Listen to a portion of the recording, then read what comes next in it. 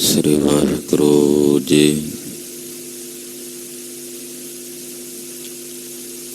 एक ओंकार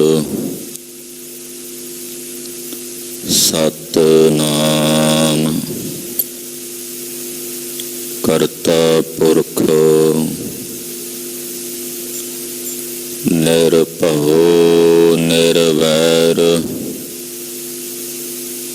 अकाल मूरत अजूनी सैभं गुर प्रसाद चकर चहन अर बरन जात अर पात नहन जेहे रूप रंग अर रेख एक को कह न सकत केहे अचल मूरत अनभउ प्रकाश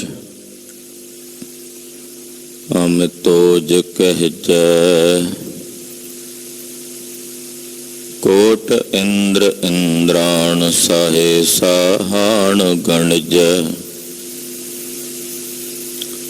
तरे भवन महीप सुर नर असुर नेत नेत बान तृण कहत वै सर्ब नाम कथय कवन कर्म नाम बरनत सुमत तो ठाकरो बैरागरो मैं जही कण छेरी राम तो सागरो रतनगरो हो सार न जाना तेरी राम सार न जाना तू वडदाना कर मेहरमत साई कृपा कीजै सामत दीजै आठ पहर तुद ध्याई गर्भ न कीजै ऋण होवीजै तागत जियरे तेरी सब ऊपर नानक का ठाकुर मैं जही कण छेरी राम सब ऊपर नानक का ठाकुर मैं जही कण छेरी राम हम अवगुण परे एक गुण नाही अमृत छाड़ बिख बिख खाई माया मोह परम पे भूले सुत दारा स्यों प्रीत एक उत्तम पंथ सुनयो गुर संगत तेह मिलंत जम त्रास एक अरदास पाठ कीरत की गुर रामदास राखो शरनाई सुकहो टल गुर सेविय अहनस सहज सुभाए दर्शन परस गुरु का जन्म मरण दुख जाए सिफत खसंबंधी नूर अर सह कुर सह चटिया खुद डठे सचे पातशाह मल जन्म जन्म दी कटिया सजन सच्चा पातशाह ਸਿਰ ਸਾਹਾਂਦੈ ਸਾਹੋ ਜਿਸ ਪਾਸ ਬਹਿਠਿਆ ਸੋਹੀਐ ਸਭਨਾ ਦਾ ਵਿਸਾਹੋ। ਸਤਨਾਮ ਵਾਹਿਗੁਰੂ ਸਾਹਿਬ ਜੀਓ। ਸ਼ਲੋਕ ਮਹਲਾ ਪਹਿਲਾ।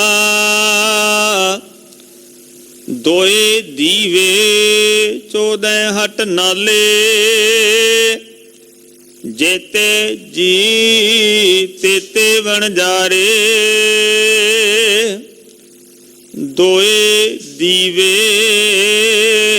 14 ਹਟ ਨਾਲੇ ਜੇਤੇ ਜੀ ਤੇਤੇ ਵਣਜਾਰੇ। ਖੁੱਲੇ ਹੱਟ ਹੋਆ ਵਾਪਾਰ ਜੋ ਪਹੁੰਚੈ ਸੋ ਚੱਲਣ ਹਾਰ। ਧਰਮ ਦਲਾਲ ਪਾਏ ਨਿਸ਼ਾਨ ਨਾਨਕ ਨਾਮ ਲਾਹਾ ਪਰਵਾਨ। ਘਰ ਆਏ ਵੱਜੀ ਵਾਧਾਈ ਸਚ ਨਾਮ ਕੀ ਮਿਲੀ ਵਡਿਆਈ। ਮਹਲਾ ਪਹਿਲਾ। ਰਾਤੀ ਹੋਮਨ ਕਾਲੀਆਂ ਸੋ ਪੇਦਾ ਸੇਵਨ। ਦੇਹੋ ਬੱਗਾ ਤਪੈ ਕਣਾ ਕਾਲਿਆਂ ਕਾਲੇ ਵੰਨ।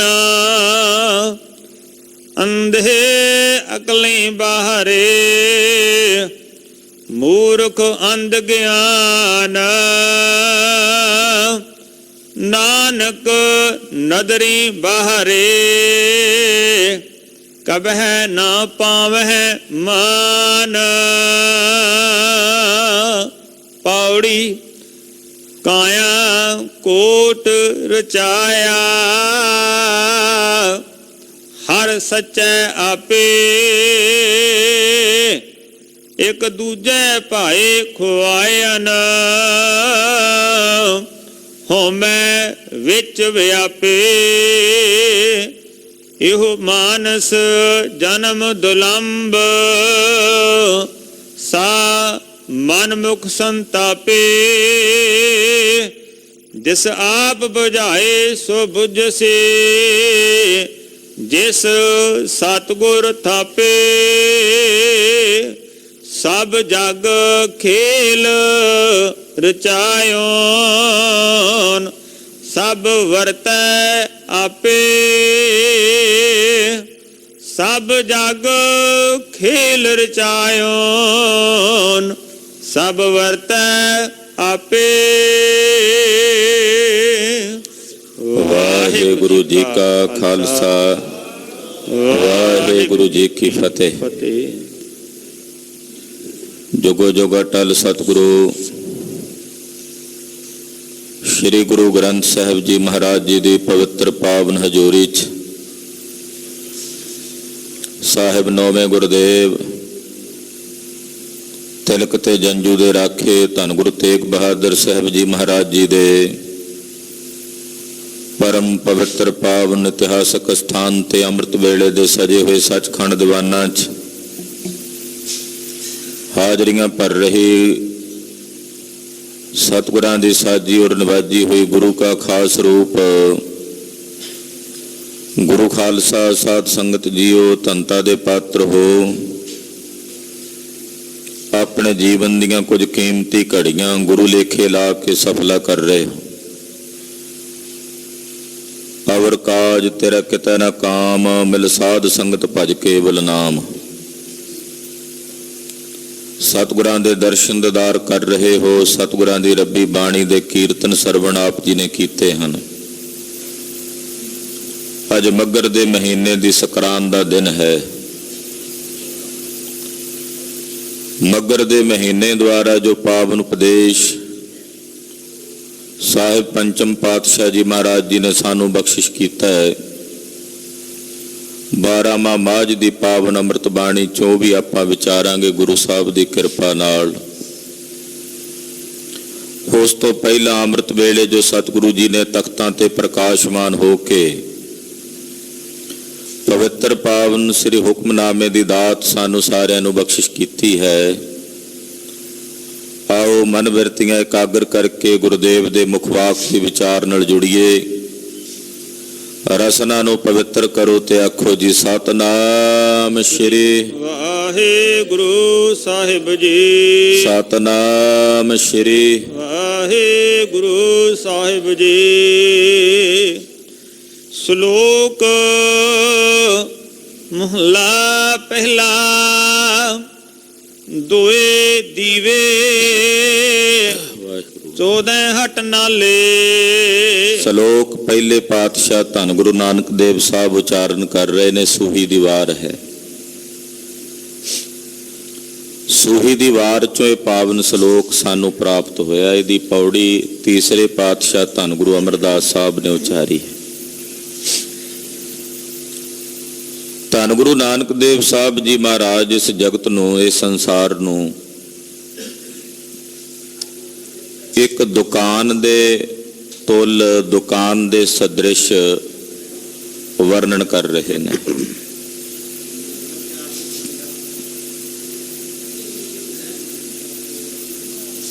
ਸਾਹਿਬ ਕਹਿੰਦੇ ਦੋ ਦੀਵੇ ਹਨ,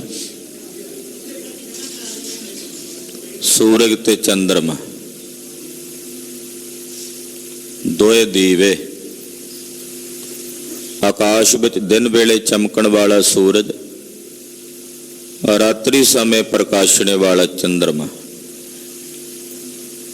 ਇਹ ਦੋ ਦੀਵੇ ਨੇ। ਔਰ ਜਿਹੜੇ 14 ਲੋਕ ਨੇ, ਇਹ 14 ਲੋਕ ਬਾਜ਼ਾਰ ਹਨ, ਹਟਨਾਲੇ। ਦੁਕਾਨ ਦਾ ਬਾਜ਼ਾਰ, ਜਿਵੇਂ ਇਕੱਠੀਆਂ ਦੁਕਾਨਾਂ ਹੋਣ ਤਾਂ ਇਹ ਦੁਕਾਨਾਂ ਦਾ ਬਾਜ਼ਾਰ ਹੈ। ਇਸ ਦੁਕਾਨਾਂ ਨੂੰ ਪ੍ਰਕਾਸ਼ਣੇ ਵਾਲੇ ਦੋ ਦੀਵੇ ਨੇ, ਸੂਰਜ ਤੇ ਚੰਦਰਮਾ। ਹਾਂਜੀ। ਜਿਤ ਜੀ ਤੇਤੇ ਵਣਜਾਰੇ। ਸੰਸਾਰ ਰੂਪੀ ਇਸ ਦੁਕਾਨ ਵਿੱਚ ਆਏ ਹੋਏ ਜਿੰਨੇ ਜੀਵ ਨੇ, ਆਪਾਂ ਜਿੰਨੇ ਵੀ ਆ ਸਾਰੇ ਵਣਜਾਰੇ ਆ, ਵਪਾਰ ਕਰਨ ਆਏ ਆ। ਜਿਤਨੇ ਵੀ ਜੀ ਨੇ ਸਭ ਵਣਜਾਰੇ ਨੇ। ਕੁਝ ਨਾ ਕੁਝ ਵਿਹਾਜ ਹੀ ਰਹੇ ਨੇ ਨਾ ਸਾਰੇ।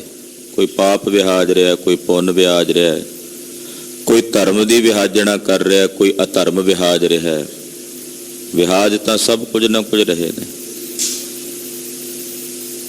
ਇਹ ਸਾਰਾ ਸੰਸਾਰ 14 ਪੁਰੀਆਂ ਜਿੰਨੀਆਂ ਨੇ, ਜਦੋਂ 14 ਲੋਕਾਂ ਦੀ ਗੱਲ ਕਰੀਏ, 7 ਪਤਾਲ ਤੇ 7 ਆਕਾਸ਼।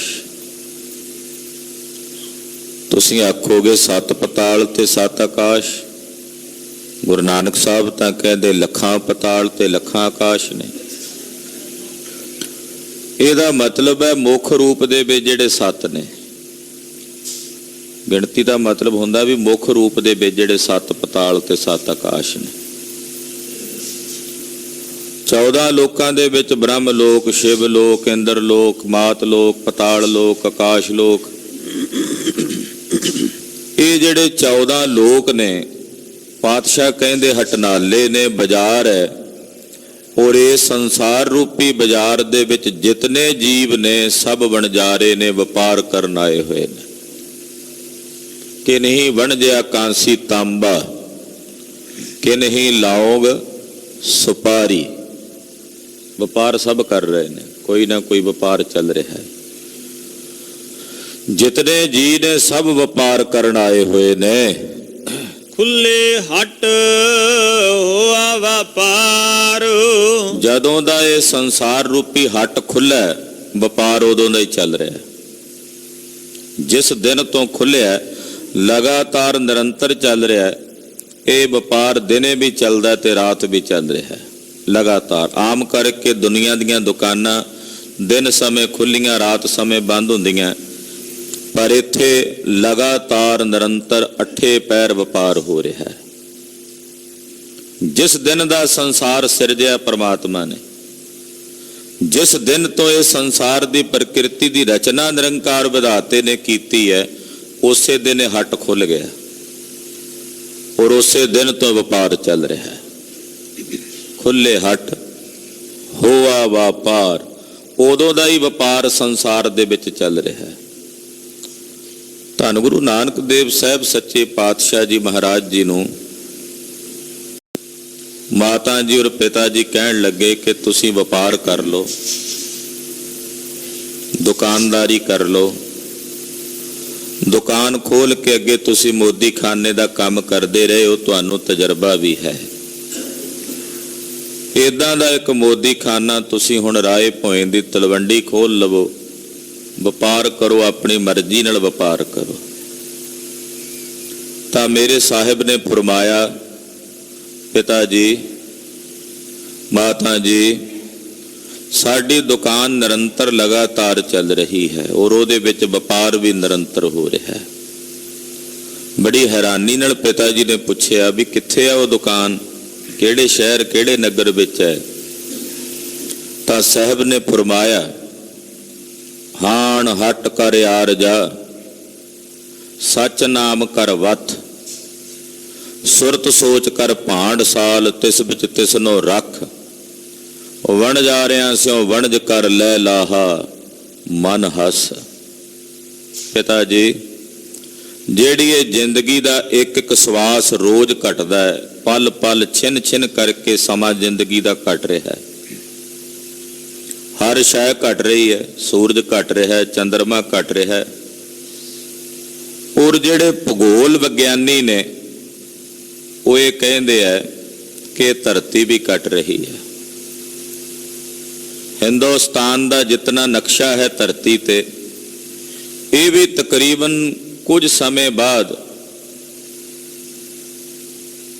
1.50 सेंटीमीटर के तरीके दे नाल कहंदे घटदा, भूगोलिक तरीके दे नाल, सुते सिद्ध कुदरती तौर ते सारी धरती घट रही है, सारा संसार घट रहा है। तो फिर मनुख की जिंदगी भी तो घट रही है। जिवें एक साह चलिया गया तो एक साह घट गया, होर दूजा साह घटिया, तो इदां समा साडी जिंदगी का समाप्त हुंदा चलिया जा रहा है। साहब कहते जो असीं ये जाणिया है अपने हिरदे विच कि हाण हट कर यार जग, जिहड़ी उम्र घट रही है ना साडी, ये असीं जान लिया भी छिन छिन करके उम्र घट रही है। बंदिया कुछ कर लै, जीवन बीत रहा है। कहते जदों ये जान लिया, यही समझ लो भी साडी दुकान है, ये साडी हट दुकान है। फिर असीं इस दुकान विच घटदे जांदे श्वासां द्वारा परमेश्वर दे सच्चे नाम दा जिहड़ा वथ सौदा है वो इकट्ठा करना शुरू कर दिता है। इहदे विच निरंकार दे सच्चे नाम दा सौदा विहाजना शुरू कर दिता है, इहनूं इकट्ठा करना शुरू कर दिता है। कित्थे रखिया है ये सौदा? सुरत सोच कर भांड साल, तिस विच तिसनो रख।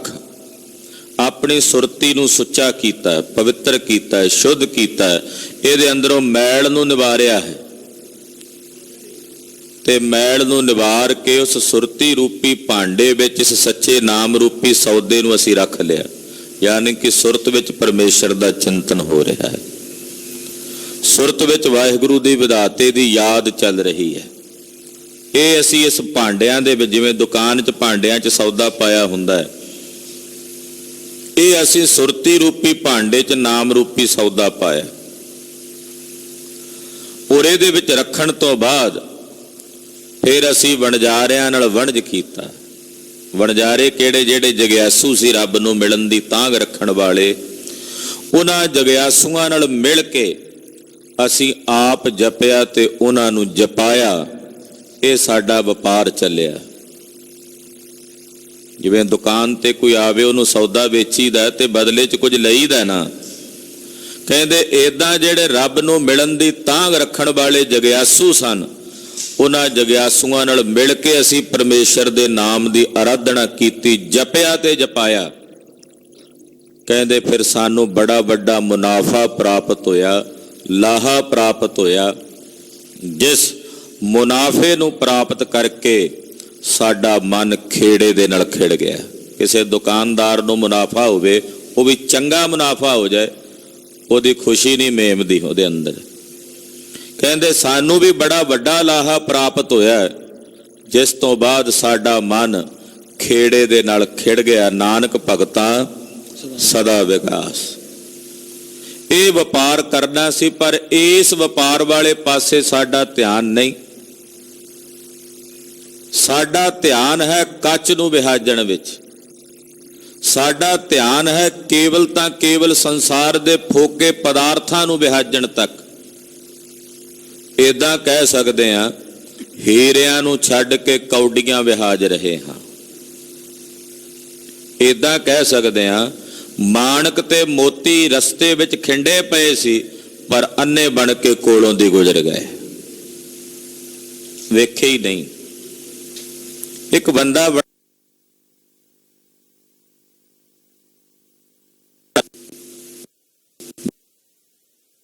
ਜਦ ਰੋਜ਼ ਉਹਨੇ ਮਨ ਚ ਆਇਆ ਵੀ ਜਿਹੜੇ ਲੋਕ ਅੰਨੇ ਹੁੰਦੇ ਆ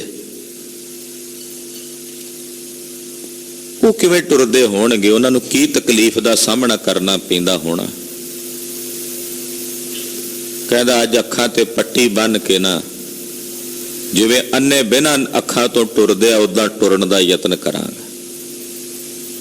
ਉਧਰੋਂ ਵਿਧਾਤੇ ਨੇ ਆਖਿਆ ਵੀ ਗਰੀਬ ਹੈ, ਕੰਗਲ ਹੈ, ਚਲੋ ਇਹਦੇ ਰਸਤੇ ਦੇ ਵਿੱਚ ਜਿੱਥੋਂ ਰੋਜ਼ ਲੰਘਦਾ ਹੈ, ਉਹਨੇ ਕੁਝ ਹੀਰੇ ਤੇ ਮੋਤੀ ਖਿਲਾਰ ਦਿੱਤੇ ਵੀ ਚੁਗ ਲਏਗਾ, ਤੇ ਚੁਗਣ ਤੋਂ ਬਾਅਦ ਜਾ ਕੇ ਗਰੀਬੀ ਦੂਰ ਕਰ ਲਏਗਾ ਵੇਚ ਵੱਟ ਕੇ। ਪਿੱਛੇ ਚੰਗਾ ਭਲਾ ਅੱਖਾਂ ਖੋਲ ਕੇ ਟੁਰਿਆ ਆਉਂਦਾ, ਜਿੱਥੇ ਉਹ ਮੋਤੀ ਹੀਰੇ ਖਿੰਡੇ ਹੋਏ ਸੀ, ਉਸ ਤੋਂ ਪਹਿਲਾਂ ਹੀ ਇਹਨੇ ਆਪਣੀਆਂ ਅੱਖਾਂ ਬੰਦ ਕਰ ਲਈਆਂ। ਜਿਵੇਂ ਅੰਨੇ ਟੁਰਦੇ ਆ ਉਦਾਂ ਟੁਰਨਾ ਸ਼ੁਰੂ ਕੀਤਾ। ਟੁਰਿਆ, ਹੁਣ ਉਹ ਮੋਤੀ ਤੇ ਹੀਰੇ ਪੈਰਾਂ ਨੂੰ ਚੁੱਭਦੇ ਆ, ਫਿਰ ਟੁਰਦਾ ਚੱਲੇ। ਅੰਨੇ ਕਿੰਨੇ ਤਕਲੀਫ ਨਾਲ ਟੁਰਦੇ ਨੇ ਵਿਚਾਰੇ, ਉਹਨਾਂ ਨੂੰ ਪੈਰਾਂ ਵੀ ਅੰਨਿਆਂ ਨੂੰ ਕਿੰਨੀ ਤਕਲੀਫ ਨਾਲ ਚੱਲਣਾ ਪੈਂਦਾ। ਉਹ ਜਦੋਂ ਸਾਰੇ ਹੀਰੇ ਮੋਤੀ ਲੰਘ ਗਿਆ ਨਾ, ਅੱਗੇ ਜਾ ਕੇ ਅੱਖਾਂ ਖੋਲ ਲਈਆਂ। ਕਹਿੰਦਾ ਸ਼ੁਕਰ ਹੈ ਰੱਬਾ ਤੂੰ ਮੈਨੂੰ ਅੱਖਾਂ ਦਿੱਤੀਆਂ, ਵੀ ਜੇ ਅੰਨਾ ਹੁੰਦਾ ਤਾਂ ਮੇਰੇ ਤਾਂ ਪੈਰ ਹੀ ਰੋਜ਼ ਲੁੱਛੇ ਰਹਿਣੇ ਸੀ, ਰੋਜ਼ ਹੀ ਇਦਾਂ ਦੇ ਪਤਾ ਨਹੀਂ ਕਿੰਨਾ ਕੁਝ ਪੈਰਾਂ 'ਚ ਵੱਜਦਾ ਰਹਿਣਾ ਸੀ। ਇਨ ਬੇਨੇ ਹਾਲਾਤ ਮਨੁੱਖ ਦੀ ਜ਼ਿੰਦਗੀ ਦੇ ਨੇ। ਪਾਰ ਬ੍ਰਹਮ ਪਰਮੇਸ਼ਰ ਨੇ ਮਨੁੱਖੀ ਸਰੀਰ ਦਿੱਤਾ, ਇਹਦੇ 'ਚ ਕੀਮਤੀ ਹੀਰੇ ਮੋਤੀ ਨੇ, ਪਰ ਇਹ ਅੰਨਾ ਹੋ ਕੇ ਯਾਤਰਾ ਕਰ ਰਿਹਾ। ਉਹਨਾਂ ਹੀਰੇ ਮੋਤੀਆਂ ਵਾਲੇ ਪਾਸੇ, ਸ਼ੁਭ ਗੁਣਾਂ ਵਾਲੇ ਪਾਸੇ ਦਾ ਕੋਈ ਧਿਆਨ ਨਹੀਂ ਹੈ। ਕੱਚ ਨੂੰ ਵਿਹਾਜਣ 'ਚ ਲੱਗਾ ਹੋਇਆ, ਹੀਰੇ ਮੋਤੀ ਤਿਆਗ ਰਿਹਾ। ਸਾਹਿਬ ਕਹਿੰਦੇ ਸੰਸਾਰ ਇੱਕ ਹੱਟ ਹੈ, ਇਹਦੇ 'ਚ ਆਏ ਹੋਏ ਜਿਤਨੇ ਵੀ ਜੀਵ ਨੇ ਸਭ ਵਪਾਰ ਕਰਨ ਆਏ ਹੋਏ ਹਨ। ਜੋ ਪਹੁੰਚੈ ਸੋ ਚੱਲਣਹਾਰ। ਜਿਹੜਾ ਵੀ ਜੀਵ ਇਹ ਸੰਸਾਰ ਰੂਪੀ ਹੱਟ ਦੇ ਵਿੱਚ ਆਇਆ, ਉਹਨੇ ਸੰਸਾਰ ਤੋਂ ਕੂਚ ਕਰਨਾ ਹੀ ਕਰਨਾ, ਜਾਣਾ ਹੀ ਜਾਣਾ। ਇਹ ਅਵਸ਼ ਸੱਚਾਈ ਹੈ। ਜੋ ਪਹੁੰਚੈ ਸੋ ਚੱਲਣਹਾਰ। ਜਿਹੜਾ ਇੱਥੇ ਪਹੁੰਚਿਆ ਉਹਨੇ ਸੰਸਾਰ ਤੋਂ ਚੱਲਣਾ ਵੀ ਹੈ, ਕੂਚ ਵੀ ਕਰਨਾ। ਇਹੀ ਸੱਚ ਹੈ, ਇਹਦੇ ਤੋਂ ਕੋਈ ਮੁਨਕਰ ਨਹੀਂ ਹੋ ਸਕਦਾ। ਕਦੇ ਕਿਸੇ ਦੁਕਾਨ ਦੇ ਵਿੱਚ ਕੋਈ ਸदैवी ਸਥਿਰ ਨਹੀਂ ਰਹਿੰਦਾ ਡੇਰਾ ਪਾ ਕੇ। ਉਹਨੇ ਉੱਥੋਂ ਜੋ ਖਰੀਦਣਾ ਹੁੰਦਾ ਲੈ ਕੇ ਟੁਰਦਾ ਬਣਦਾ। ਜੇ ਕਿਤੇ ਦੁਕਾਨਦਾਰ ਦੀ ਦੁਕਾਨ ਤੇ ਰਸ਼ ਹੋਵੇ, ਭੀੜ ਹੋਵੇ, ਇਹਨੂੰ ਕਿਤੇ ਕੁਝ ਸਮਾਂ ਉਡੀਕਣਾ ਪੈ ਜੇ ਤੇ ਕਾਹਲਾ ਪੈ ਜਾਂਦਾ, ਛੇਤੀ ਕਰ ਬਈ ਮੈਂ ਜਾਣਾ। ਭਾਵੇਂ ਉੱਥੇ ਸਾਰੀਆਂ ਸਹੂਲਤਾਂ ਹੋਣ, ਫਿਰ ਵੀ ਉਹ ਕਹਿੰਦਾ ਵੀ ਮੈਂ ਜਾਣਾ। ਸੰਸਾਰ ਰੂਪੀ ਇਸ ਹੱਟ ਦੇ ਵਿੱਚ ਵੀ ਜਿਤਨੇ ਸੰਸਾਰ ਦੇ ਜੀਵ ਸੌਦਾ ਵਿਹਾਜਣ ਆਏ ਨੇ, ਸਭ ਨੇ ਜਾਣਾ। ਜਿਹੜਾ ਪਹੁੰਚਿਆ ਉਹਨੇ ਅਵਸ਼ ਚੱਲਣਾ ਹੀ ਚੱਲਣਾ ਹੈ। ਇਹੀ ਸੰਸਾਰ ਦਾ ਵਿਧਾਨ ਹੈ। ਇਹੀ ਸੰਸਾਰ ਦੀ ਸ੍ਰਿਸ਼ਟੀ ਦੀ ਰਚੀ ਹੋਈ ਰਚਨਾ ਦੀ ਜੋ ਕੁਦਰਤੀ ਪ੍ਰਕਿਰਿਆ ਮੁੱਢ ਤੋਂ ਚਲਦੀ ਆ ਰਹੀ ਹੈ, ਉਹ ਚੱਲਣੀ ਹੈ। ਧਰਮ ਦਲਾਲ ਪਾਏ ਨਿਸ਼ਾਨ। ਧਰਮ ਰਾਜਾ ਦਲਾਲ ਬਣ ਕੇ ਨਾ ਇਹਦੇ ਮੱਥੇ ਤੇ ਨਿਸ਼ਾਨ ਪਾਉਂਦਾ ਹੈ। ਉਹ ਦੱਸਦਾ ਵੀ ਆ ਇਹਨੇ ਖਰਾ ਸੌਦਾ ਇਕੱਠਾ ਕੀਤਾ ਤੇ ਆ ਖੋਟਾ ਹੈ। ਉਹ ਕੱਲਾ ਕੱਲਾ ਹਿਸਾਬ ਕਿਤਾਬ ਕਰਦਾ। ਜਦੋਂ ਜਾਂਦਾ ਨਾ ਸੌਦਾ ਵਿਹਾਜ ਕੇ, ਫਿਰ ਧਰਮ ਰਾਜਾ ਦਲਾਲ ਬਣ ਕੇ ਉੱਤੇ ਨਿਸ਼ਾਨ ਪਾਉਂਦਾ ਵੀ ਇਹ ਖਰਾ ਸੌਦਾ ਹੈ ਤੇ ਇਹ ਖੋਟਾ ਹੈ। ਆ ਇਹਦੇ ਮਾੜੇ ਕਰਮ ਨੇ, ਆ ਚੰਗੇ ਕਰਮ ਨੇ।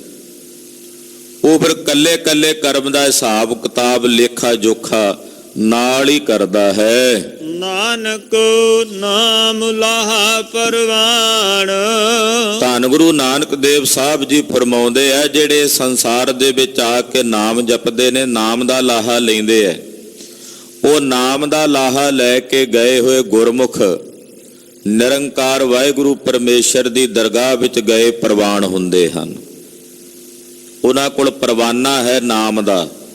ਨਾਮ ਦੀ ਉਸ ਸਾਧਨਾ ਦੀ ਕਮਾਈ ਦੀ ਬਰਕਤ ਸਦਕਾ ਉਹ ਨਿਰੰਕਾਰ ਅਕਾਲ ਪੁਰਖ ਪਰਮੇਸ਼ਰ ਦੇ ਘਰ ਵਿੱਚ ਪ੍ਰਵਾਨ ਹੁੰਦੇ ਨੇ।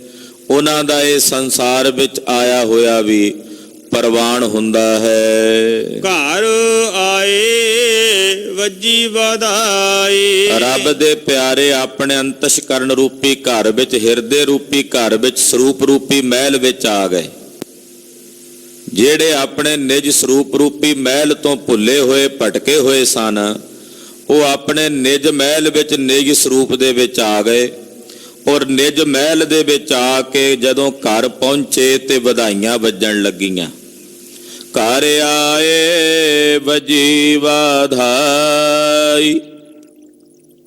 ਨਿਜ ਘਰ ਦੇ ਵਿੱਚ ਆਏ ਤੇ ਵਧਾਈਆਂ ਵੱਜਣ ਲੱਗੀਆਂ।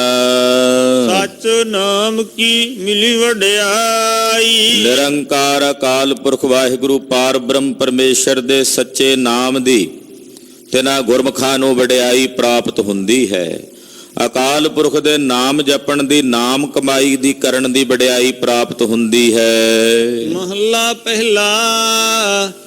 ਰਾਤੀ ਹੋਮਨ ਕਾਲੀਆਂ ਸੋ ਪੈਦਾ ਸੇਵਨ।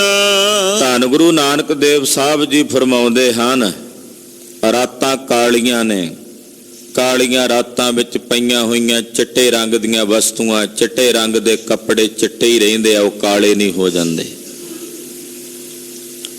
ਰਾਤ ਦਾ ਹਨੇਰਾ ਕਾਲਾ ਹੁੰਦਾ ਹੈ, ਪਰ ਉਹ ਚਿੱਟੇ ਰੰਗ ਦੇ ਕੱਪੜਿਆਂ ਨੂੰ ਤਾਂ ਨਹੀਂ ਕਾਲਾ ਕਰ ਸਕਦਾ। ਰਾਤ ਦੇ ਹਨੇਰੇ ਵਿੱਚ ਸਗਵਾ ਚਿੱਟਾ ਰੰਗ ਜ਼ਿਆਦਾ ਚਮਕਦਾ ਹੈ। ਉਹ ਹਨੇਰੇ ਵਿੱਚ ਵੀ ਆਪਣੀ ਵੱਖਰੀ ਛਾਪ ਰੱਖਦਾ ਹੈ। ਰਾਤ ਦੇ ਹਨੇਰੇ ਵਿੱਚ ਵੀ ਚਿੱਟਾ ਰੰਗ ਸਫੇਦ ਚਮਕਦਾ ਹੈ। ਉਹ ਰਾਤ ਦੇ ਕਾਲੇ ਹਨੇਰੇ ਕਰਕੇ ਕਾਲਾ ਨਹੀਂ ਹੋ ਜਾਂਦਾ।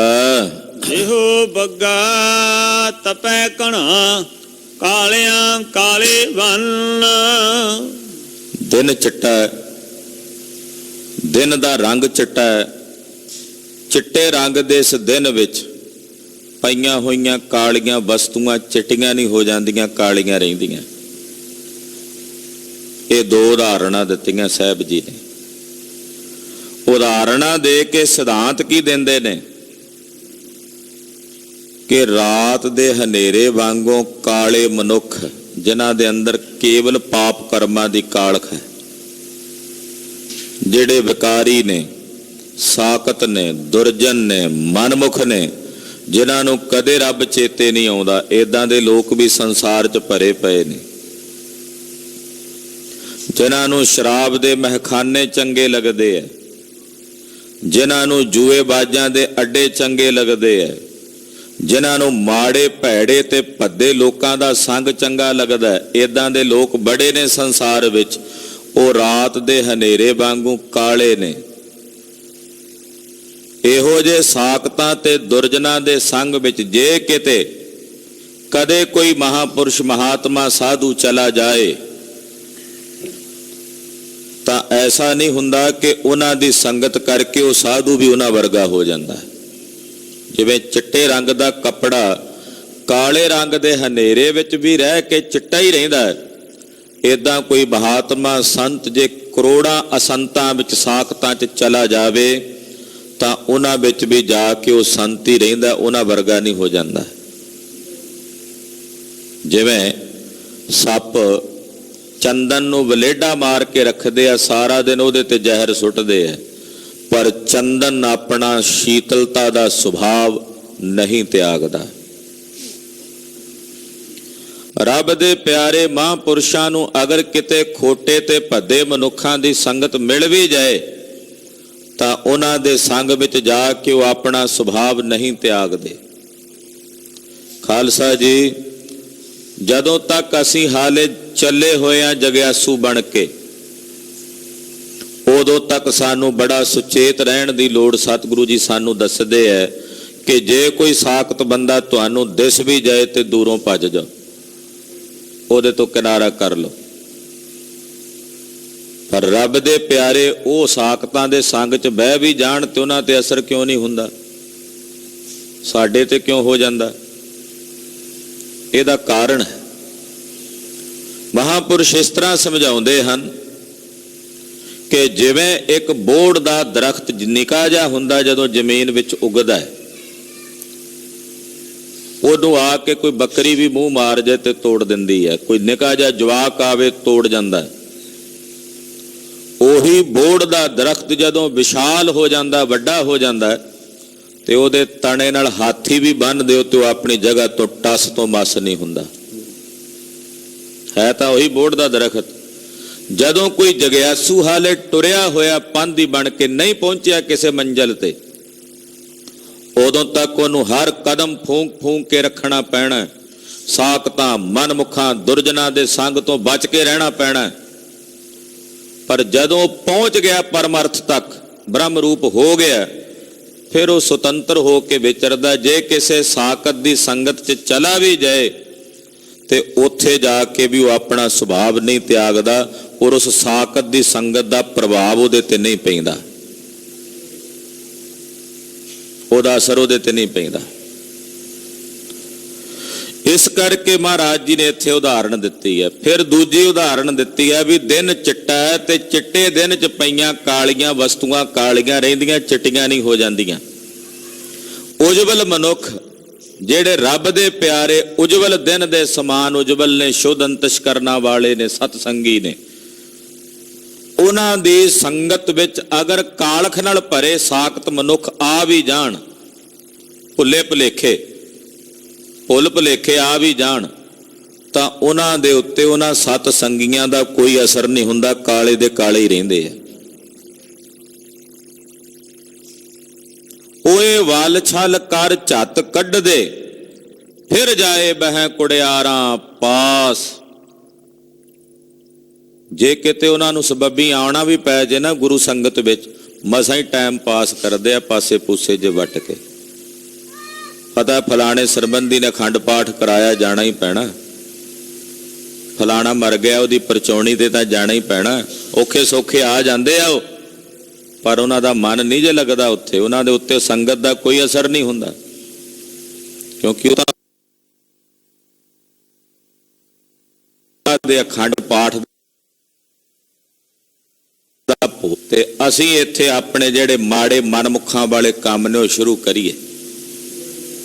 ਉਹਨਾਂ ਨੂੰ ਉਹ ਚੰਗੇ ਲੱਗਦੇ ਜੇ ਕੀਰਤਨੀਆਂ ਸਿੰਘ ਕਿਤੇ ਇੱਕ ਸ਼ਬਦ ਵੱਧ ਪੜ੍ਹਦੇ ਨਾ, ਖਾਣ ਨੂੰ ਪੈਣਗੇ ਉਹਨੂੰ, ਉਹ ਤੂੰ ਇੰਨਾ ਟਾਈਮ ਲਾ ਦਿੱਤਾ, ਤੂੰ ਲਾਲਚੀ ਹੈ। ਉਹ ਕਹੇ ਜੀ ਕਾਹਦਾ ਲਾਲਚ, ਤੂੰ ਲਾਲਚੀ ਆ ਤਾਂ ਹੀ ਵੱਧ ਸ਼ਬਦ ਪੜਿਆ ਵੀ 2 ਪੈਸੇ ਹੋਰ ਆ ਜਾਣ।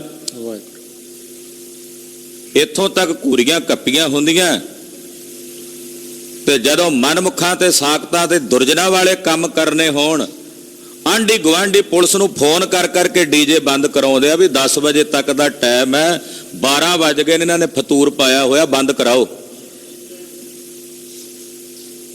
ਉਦੋਂ ਨਹੀਂ ਕਹਿੰਦੇ ਵੀ ਆ ਮਾੜਾ ਕੰਮ ਹੈ, ਇਹਨੂੰ ਬੰਦ ਕਰ ਦਈਏ। ਮਨਮੁਖ ਤੇ ਸਾਖਤ ਬੰਦੇ ਨੂੰ ਸਾਖਤਾਂ ਦੀ ਸੰਗਤ ਚੰਗੀ ਲੱਗਦੀ ਹੈ, ਕਿਉਂਕਿ ਉਹਨਾਂ ਦੇ ਉੱਤੇ ਉਹਨਾਂ ਦਾ ਰੰਗ ਹੈ। ਉਹਨਾਂ ਨੂੰ ਸਤਪੁਰਸ਼ਾਂ ਦਾ ਸੰਗ ਚੰਗਾ ਨਹੀਂ ਲੱਗਦਾ, ਉਹਨਾਂ ਦਾ ਕੋਈ ਅਸਰ ਨਹੀਂ ਹੁੰਦਾ ਉਹਨਾਂ ਤੇ। ਖਾਲਸਾ ਜੀ ਇਹ ਸੱਚ ਹੈ, ਔਰ ਇਸ ਸੱਚ ਦਾ ਸਾਹਮਣਾ ਹਰ ਇੱਕ ਨੂੰ ਕਰਨਾ ਚਾਹੀਦਾ ਹੈ, ਵੇਖਣਾ ਚਾਹੀਦਾ ਹੈ ਕਿ ਇਹ ਸੱਚ ਕਿਤੇ ਸਾਡੀ ਜ਼ਿੰਦਗੀ ਦੇ ਉੱਤੇ ਘਟ ਰਿਹਾ ਹੈ ਕਿ ਅਸੀਂ ਵੀ ਇਹੋ ਜਿਹੇ ਹਾਂ। ਉੱਤੋਂ ਅਸੀਂ ਲੇਬਲ ਬਣਾ ਲਈਏ ਗੁਰਸਿੱਖੀ ਦਾ ਕਿ ਅੰਦਰੋਂ ਅਸੀਂ ਇਹੋ ਜਿਹੀਆਂ ਬਿਰਤੀਆਂ ਪਾਲਦੇ ਹਾਂ। ਇਹ ਪੜਚੋਲ ਕਰਨ ਦੀ ਜ਼ਰੂਰਤ ਹੈ। ਹਾਂਜੀ। ਅੰਧੇ ਅਕਲੀ ਬਾਹਰੇ ਮੂਰਖ ਅੰਧ ਗਿਆਨ। ਜਿਹੜੇ ਅੰਨੇ ਨੇ ਅਕਲ ਤੋਂ ਬਾਹਰੇ ਉਹ ਮੂਰਖ, ਜਿਨ੍ਹਾਂ ਅੰਦਰ ਕੇਵਲ ਅੰਨਾ ਅਗਿਆਨ ਹੀ ਅਗਿਆਨ ਹੈ, ਅਵਿਦਿਆ ਹੀ ਅਵਿਦਿਆ ਹੈ। ਨਾਨਕ ਨਦਰੀ ਬਾਹਰੇ ਕਬਹਿ ਨ ਪਾਵਹਿ ਮਾਨ। ਉਹ ਪਰਮੇਸ਼ਰ ਦੀ ਨਜ਼ਰ ਤੋਂ ਬਾਹਰੇ ਕਦੇ ਮਾਣ ਨਹੀਂ ਪ੍ਰਾਪਤ ਕਰਦੇ, ਨਾ ਇੱਥੇ ਨਾ ਉੱਥੇ, ਦੋਹਾਂ ਜਹਾਨਾਂ 'ਚ ਉਹਨਾਂ ਦਾ ਨਿਰਾਦਰ ਹੁੰਦਾ। ਦਾਗ ਦੋਸ ਮੋਹਿ ਚੱਲਿਆ ਲਾਏ, ਦਰਗਹਿ ਬੈਸਣ ਨਾਹੀ ਜਾਏ। ਜਿਨ੍ਹਾਂ ਦੇ ਮੂੰਹ ਤੇ ਕੇਵਲ ਪਾਪ ਕਰਮਾਂ ਦੀ ਕਾਲਖ ਦਾ ਪੋਚਾ ਮਲਿਆ ਹੋਇਆ ਨਾ, ਉਹ ਅੱਗੇ ਵੀ ਜਾ ਕੇ ਤਿਰਸਕਾਰ ਹਾਰ, ਉਹਨਾਂ ਦੇ ਅੱਗੇ ਵੀ ਮੂੰਹ ਕਾਲੇ ਤੇ ਇੱਥੇ ਵੀ ਕਾਲੇ। ਤੇ ਜਿਨ੍ਹਾਂ ਨੇ ਪਰਮੇਸ਼ਰ ਦਾ ਭਜਨ ਕਰਕੇ ਮੁਖ ਉਜਵਲ ਕੀਤਾ, ਉਹ ਇੱਥੇ ਵੀ ਉਜਵਲ ਮੁਖ ਵਾਲੇ ਨੇ ਤੇ ਅੱਗੇ ਪਰਲੋਕ ਵਿੱਚ ਗਿਆਂ ਦੇ ਵੀ ਉਹਨਾਂ ਦੇ ਮੁਖ ਉਜਵਲ ਨੇ। ਪਰ ਮਨਮੁਖ ਜਿਨ੍ਹਾਂ ਤੇ ਪਰਮੇਸ਼ਰ ਦੀ ਨਜ਼ਰ ਨਹੀਂ, ਉਹ ਕਦੇ ਨਾ ਇਸ ਸੰਸਾਰ ਵਿੱਚ ਨਾ ਪਰਲੋਕਾਂ ਦੀਆਂ ਲਾਹਨਤਾਂ ਤੇ ਤਰਕਾਰਾਂ ਖੱਟਦੇ ਹਨ। ਪੌੜੀ ਕਾਇਆ ਕੋਟ ਰਚਾਇਆ ਹਰ ਸੱਚਾ ਆਪੇ। ਕਾਇਆ ਦਾ ਇਹ ਕਿਲਾ ਵਾਹਿਗੁਰੂ ਪਾਰ ਬ੍ਰਹਮ ਪਰਮੇਸ਼ਰ ਨੇ ਰਚਿਆ। ਗੁਰੂ ਖਾਲਸਾ ਜੀ ਹਰੀ ਸੱਚੇ ਨੇ ਆਪ ਇਸ ਕਾਇਆ ਦੇ ਕਿਲੇ ਦੀ ਰਚਨਾ ਕੀਤੀ ਹੈ।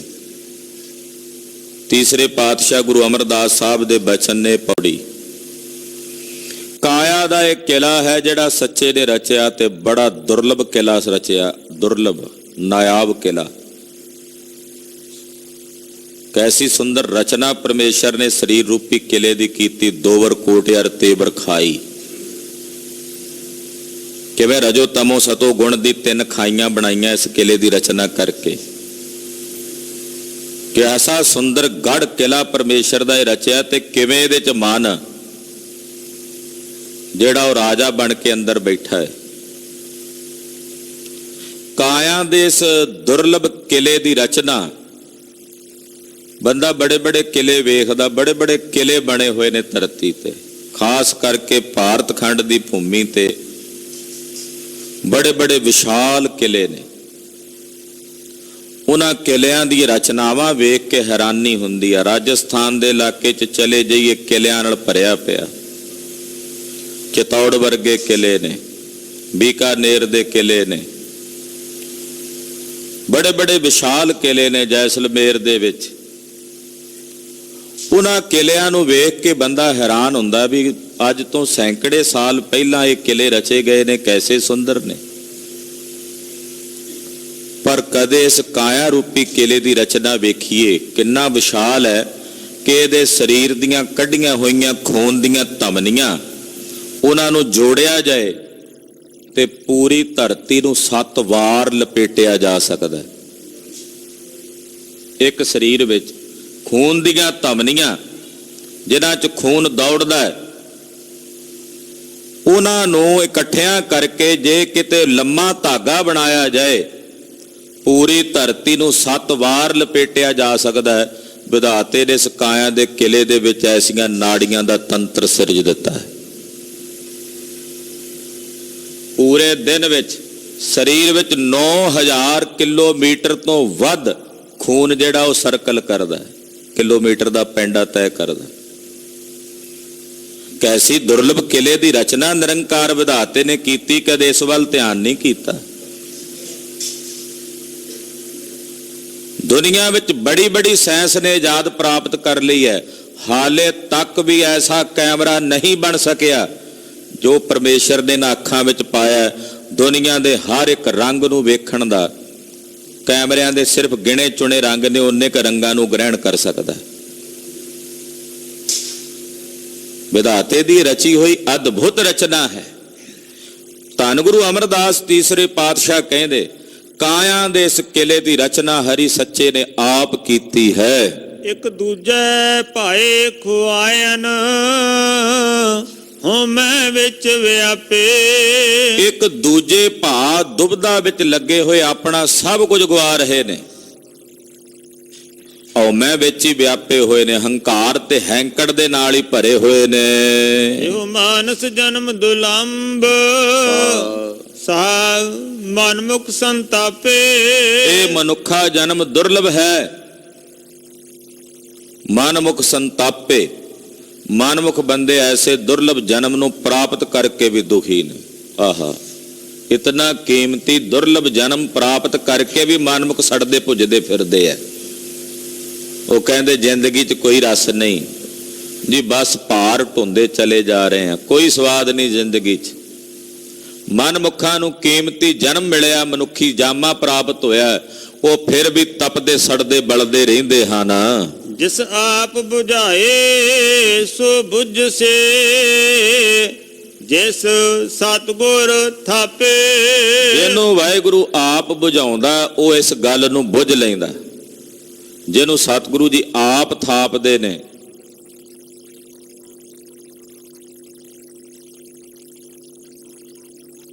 ਵਾਹਿਗੁਰੂ ਪਾਰ ਬ੍ਰਹਮ ਪਰਮੇਸ਼ਰ ਜਿਹਨੂੰ ਥਾਪਦਾ ਨਾ, ਉਹ ਸਤਿਗੁਰਾਂ ਦੇ ਥਾਪੇ ਹੋਏ ਗੁਰੂ ਦੀ ਕਿਰਪਾ ਦੇ ਪਾਤਰ ਬਣਦੇ ਹਨ।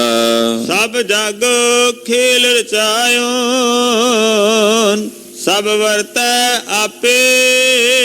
ਇਹ ਸਾਰੇ ਜਗਤ ਦੀ ਖੇਡ ਵਾਹਿਗੁਰੂ ਨੇ, ਪਰਮੇਸ਼ਰ ਨੇ ਆਪ ਰਚੀ। ਸਭ ਵਰਤੈ ਆਪੇ, ਸਾਰੇ ਸੰਸਾਰ ਦੀ ਖੇਡ ਰਚ ਕੇ ਪ੍ਰਮਾਤਮਾ ਇਹਦੇ ਵਿੱਚ ਸਭ ਵਿੱਚ ਆਪ ਹੀ ਵਰਤ ਰਿਹਾ ਹੈ। ਸਾਰੇ ਜਗ ਦੀ ਖੇਡ ਰਚ ਕੇ ਫਿਰ ਇਹਦੇ ਵਿੱਚ ਆਪ ਹੀ ਵਰਤ ਰਿਹਾ ਹੈ।